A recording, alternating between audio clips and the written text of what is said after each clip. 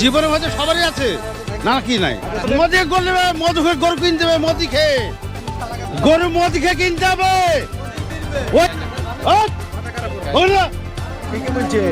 মোদি গরু কিনে গরু কিনলে গরু চাষিকে টাকা দিতে হবে, চাষিকে টাকা দিতে হবে, চাষিকে টাকা দিতে হবে। মোদি গরু থামেন, না না, মোদিকে গরু কিনতে হবে, গরু কিনে চাষিকে আমরা এই গরু বেচি খাই। হ্যাঁ, গরু বেচি, চাষ করি গরুর, আমরা গরু বেচি খাই।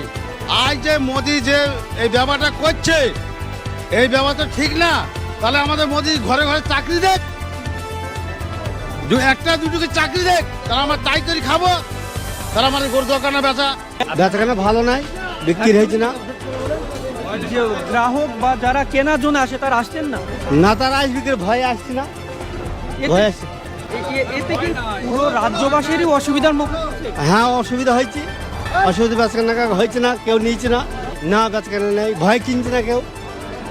এতে ব্যবসায়িকদের না, শুধু যারা গরু নেছেন তাদেরও সমস্যা হচ্ছে। তাদের সমস্যা, আসতে অসুবিধা, রাস্তাঘাটে অসুবিধা, পুলিশ ধরবে বলে ভয় করছে, কেউ কিনছে না। এবার চাষিরও অসুবিধা হয়েছে, চাষিদেরও সমস্যা, শুধু ব্যবসায়িক সবারই অসুবিধা, সবারই অসুবিধা, সবারই অসুবিধা। আমি তো হিন্দু লোক, আমি তো দাস, আমি ব্যবসা করি খাই, তাও তো অসুবিধা হয়েছে, কি করবো? সকল মানুষের সবারই অসুবিধা হয়েছে, উচিত, অবশ্যই উচিত, সবারই সুবিধা দরকার। এই গরু, এটা তো গাই মনে হচ্ছে নাকি? হ্যাঁ, গায়ে। কতদিন যাবত পালন করেছেন না ব্যবসা করছেন?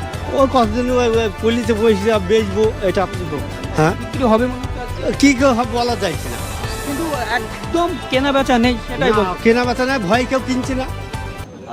এই ভিডিওতে প্রকাশিত সমস্ত সংবাদ এবং তথ্য বিভিন্ন সূত্রের ওপর ভিত্তি করে পরিবেশন করা হয়েছে।